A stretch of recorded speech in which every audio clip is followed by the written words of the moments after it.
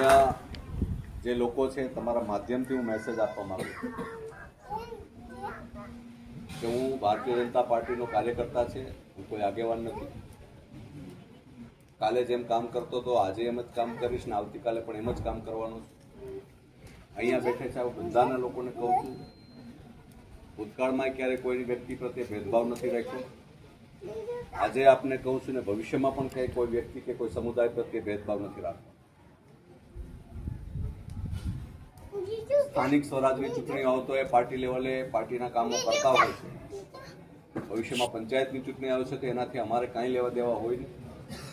તમારી આંતરિક લડાઈઓ તમારે તમારા ગામ પૂરતી રાખવાની. મારા માટે તો બે વ્યક્તિ એક સરખા હોય છે.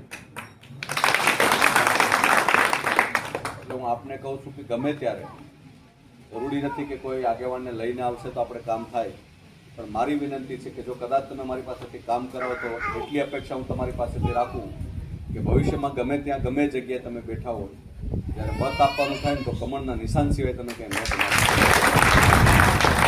બાકી બીજી કોઈ અપેક્ષા તમારી પાસેથી એક રાજકીય વ્યક્તિ તરીકે મારે હોય નહીં.